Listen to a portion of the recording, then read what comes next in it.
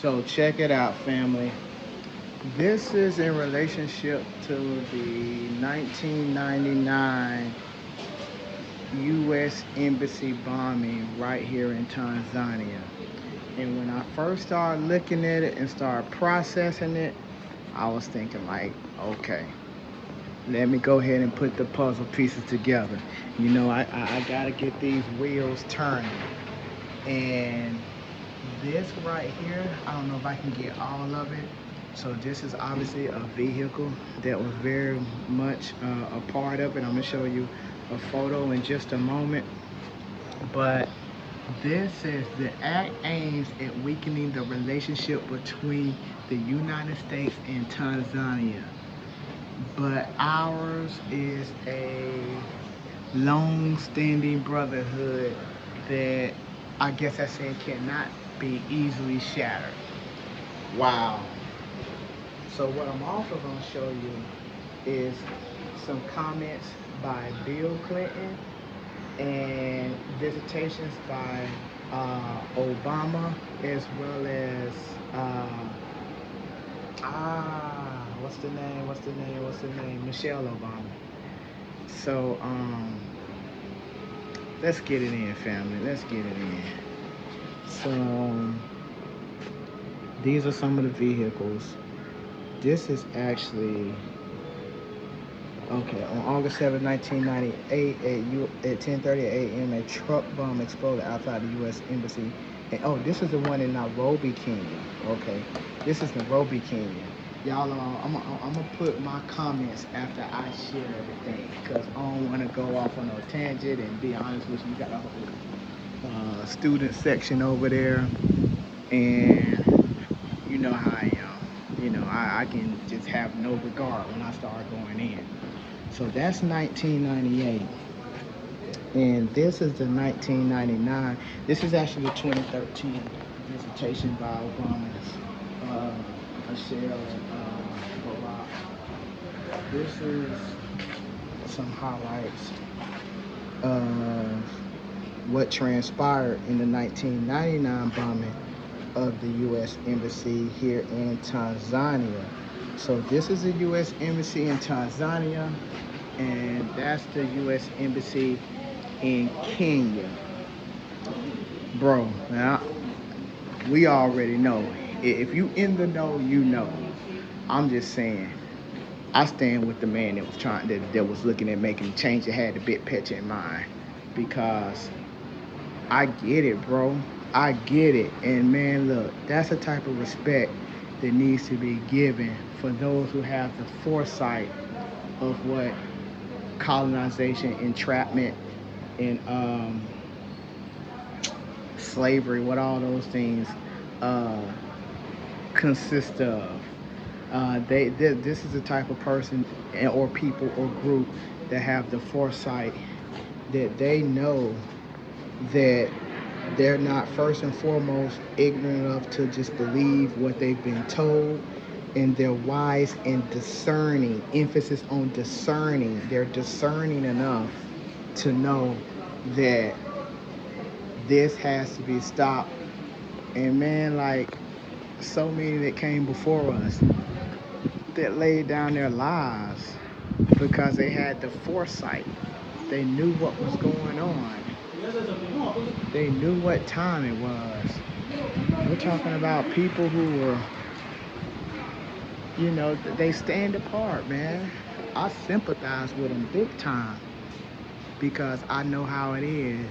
I know how to know, I know what it feels like to know information that you would like for the whole world to be on one accord, and you do everything you can do to convey it to the masses, and they in la la land. They believe in everything they, hear from the opposition.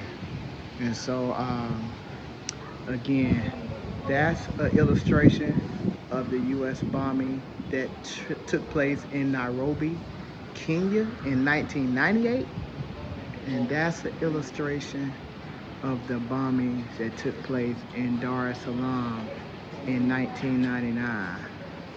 Obviously, lives were lost uh, on both sides and things of that nature.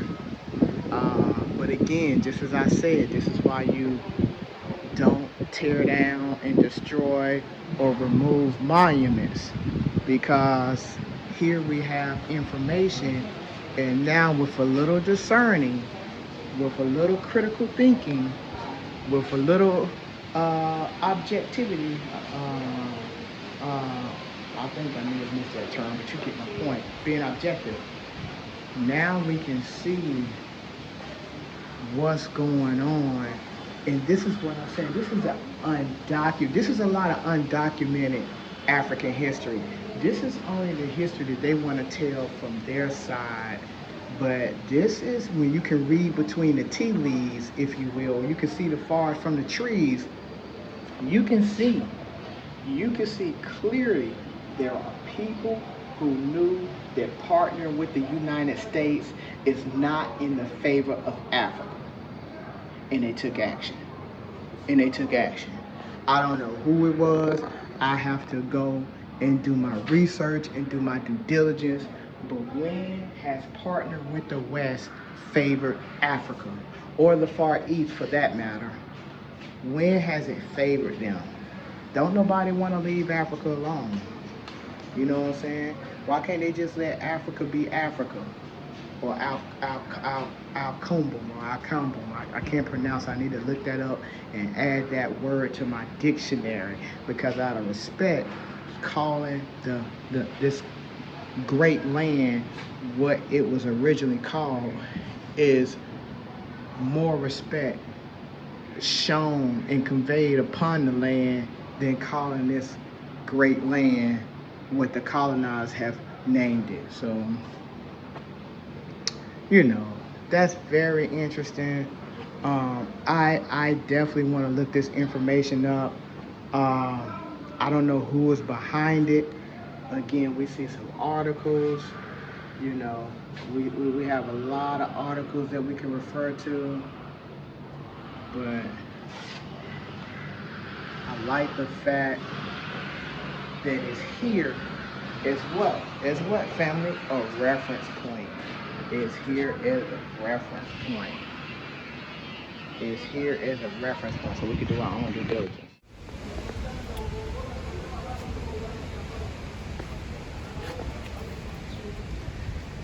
Interesting name. I wonder if the Austin Martin derived or in the same family as the Austin Morris. That's interesting. This was the first vehicle by President Julius Nyerere. And this is the second Austin Morris Vanguard. Anybody that's not familiar with the Vanguard, man, that was a great PBS special. If you can look it up, at one time it was on YouTube, then they censored it. This was like 6 years ago or so. They censored it a long time ago. But the Vanguard is actually a Black Panther documentary. That jump changed my life. That information is strong. I love that movie. It was so very well put together. With that being said, there's quite a few PBS documentaries that I like. PBS generally do a good job. This is a BP. I didn't even know they had BPs in 1950. I know BPs didn't really start hitting the South where I grew up at until around, I want to say when I got out of high school in 98 or somewhere in the 90s, but this is a BP gas station in 1950. It was used by a lot of the political leaders, as you can see, primarily for like Rolls Royce, as you can see, and Mercedes that are a little further down, and these Austin Morris, I guess. All these vehicles were used by President Julius Nyerere. Some of them some pretty nice vehicles.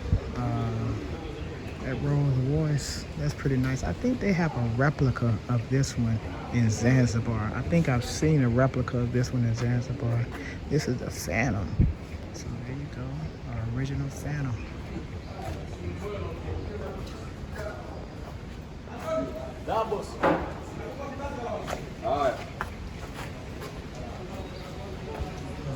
This is a Mercedes. We all have seen those. 230.6. and E300. And all again were used by the late father of the nation, as he's affectionately referred to, President Julius Tired. All right, so that needs no introduction. Neither the man on the right or the man on the left, especially for those back in the West. It's only one guy that got a head that looked like he is. Probably one of the most recognizable people of the whole 20th century. I know he is, ain't no problem about it. So this is an illustration of, excuse me, been doing a lot of talking. This is an illustration of these two meeting. I really don't give any other highlights behind that, quote unquote, a friendship was shaped, that shaped history. We know how that goes. They don't do nothing that's gonna benefit the people. So it's all about independence, man. It's all about independence. I'm so excited about this information I'm gonna be bringing to y'all. So this is interesting. Department of State, East Africa leader here for a degree. Tanganyika, ready for freedom, says. So again, this is a couple of reference points. This happened in 1960. Just, again, give you guys the opportunity to do a little due diligence on your own. He was speaking. It appears at a graduation of some sort.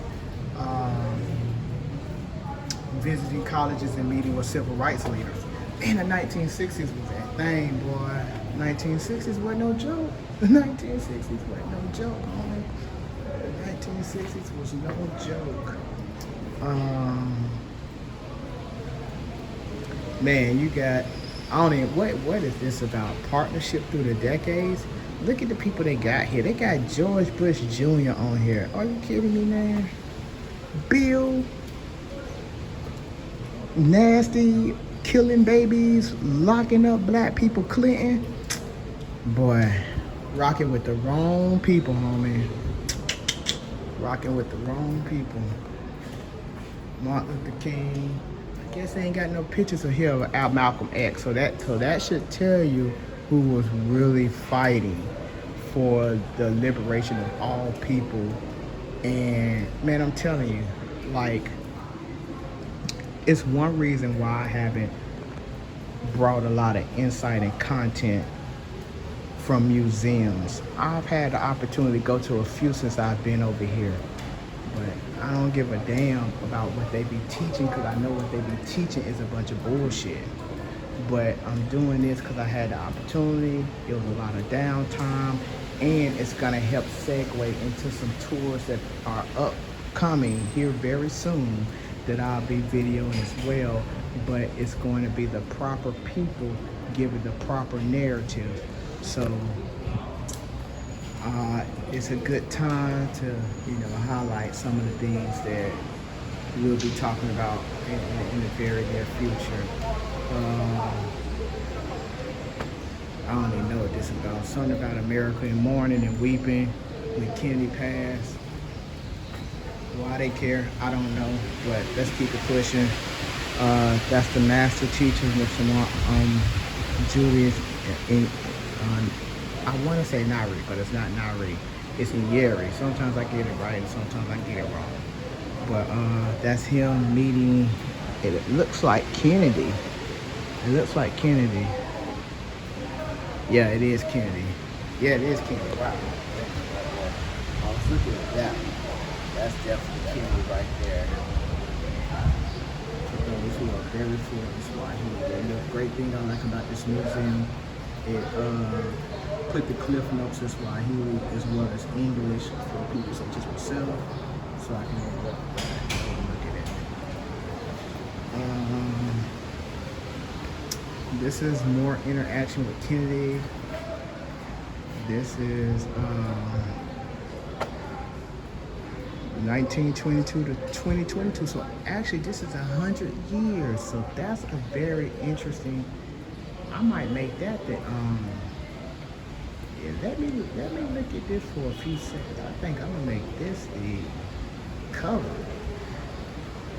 I like that. I like that. I think that will capture a lot of people's attention.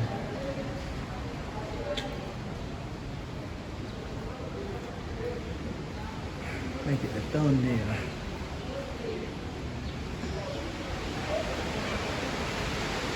Oh, I can't just pass over that. So that's independence.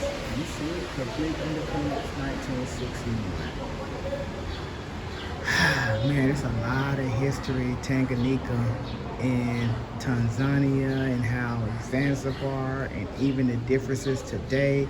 Man, I got people I'm talking to. Bro, I'm telling you, 90% of history is hidden. I'm about to uncover that history. 90% of African history is hidden. I'm about to uncover the history. It's about to get on and popping. You better like, share, subscribe. Like, share, subscribe. Because 90% of African history is hidden, and I'm about to take the covers off of it. I'm about to take the covers off. Collaborating with some good people. It's all about shaking hands and kissing babies. And here you got this, I don't even know how to refer to this guy, man. I mean, if you don't know Obama ain't hitting on shit, then you might not want to watch my channel, because you're not going to agree with 90% of what I say. But, you know, you got this beautiful tree in the background. I love these trees. Look at that tree.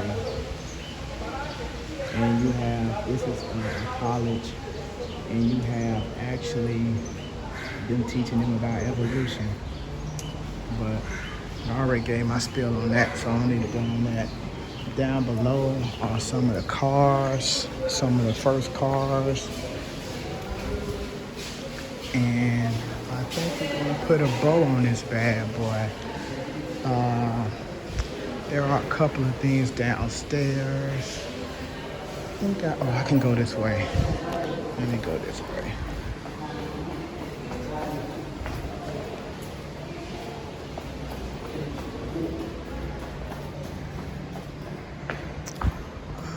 I like this map over here. Let's see what we got. Man, there's so much information. I'm gonna have to make 2 videos of this. It's a lot of information. The worldwide struggle against apartheid is a struggle against racism. It is not a fight to reverse racism. It is a fight for human equality. It is a struggle for individuals to be judged by what they do, not by what they look like. And more girl. So that's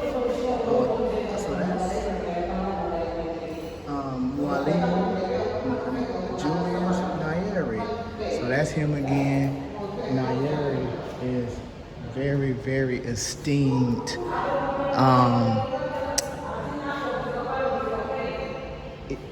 Just so much honor in Tanzania for Julius Nyerere.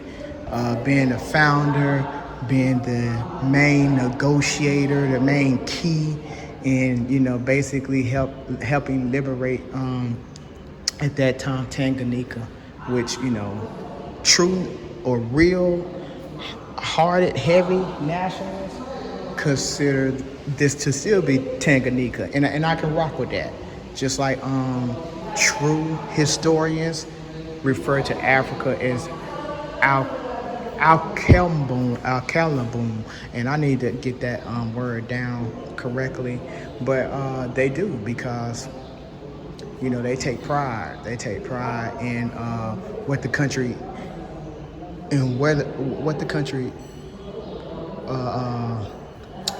name really is. I just got tongue-tied, as opposed to the colonizers' name that they provided to the country. So that's that. That's Nyerere in Lagos. That's Nigeria.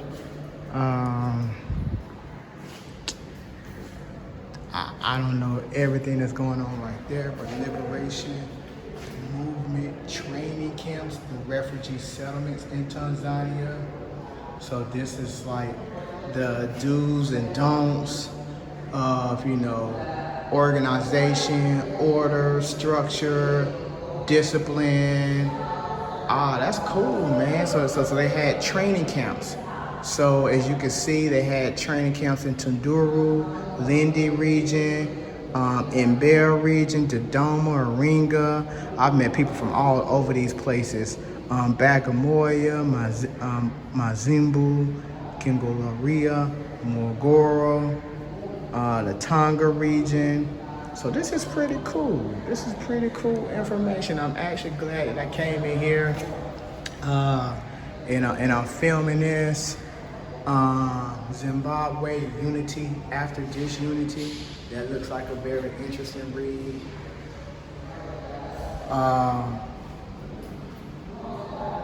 It's pretty cool. Pretty cool. It's a lot of information. So again, this definitely will be a two-part video because it's full of that many jewels. All my beautiful black men and women here. Oh, there go the queen again. There go the queen again. So this is just a beautiful layout. I really enjoy this, to be honest with you.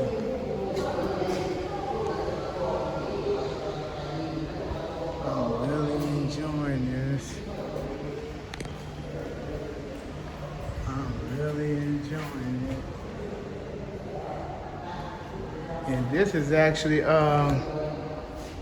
Jimmy Carter. So needless to say, bro, it's very interesting. It's very imperative to go back and see exactly what was going on with this whole liberation movement. The country gained its independence in 1961. Emphasizing that because we know these guys move by strategy. Again, you gotta look up gematria. You gotta see how they move. Get familiar with how you can look 30, 20, 6 months ahead of time. 30, 20, well, I ain't gonna say 30. Well, it's possible. 30, 20 years, 6 months ahead of time. I mean, gematria is a key. I brought that up because, this guy was going on a world tour. He was like a rock star out here. And it's a reason why all these people were meeting with him. Speaking of rock stars, like I said, it's a reason all these people were meeting with him. So I'm very, very, very, very, very interested. Very interested in doing a little more due diligence. A lot more due diligence. Let me not, sell myself or anybody else short by saying a little. I have a lot to learn because they was up to something. This is a very famous picture. You see this picture in so many places. It's a very famous picture. Kind of speeding through it. I don't want to bore the people. I feel like this is a great illustration, great highlight. This is actually the transportation of one of the presidents from Mozambique. I don't know if it's Mozambique or Mozambique. But this was his transportation. So there you have it, family. There you have it. Well, listen, in conclusion, I know a lot was shared. I hope you guys enjoyed it. My energy was not necessarily high when I first started, but if I may add, I apologize, my fault. I might have to redo this. So my energy wasn't real high. I was looking at another spot right behind me. I was like, man, I wonder if I can go in that spot behind me. But hey, it's a lot of history here.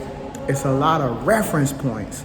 And that's really the key to basically digging deeper, finding out what's going on. making sure that you control the narrative. I'm trying to get this thing from not showing me like that. All right, so how can I do it like this? I don't know how like that. Oh, my fault. But anyway, it is a pleasure to give you guys this information. As I said, I have so much coming in the very, very, very, very near future. I'm talking about like within a week, I'm gonna start dropping videos like this. I'm always jotting down and writing content, but by the same token, sometimes I just don't get it all out, and I make notes. And so I say that to say this: thank you for joining me. Thank you for going on this tour. You know the saying, wherever I go, you go. Peace.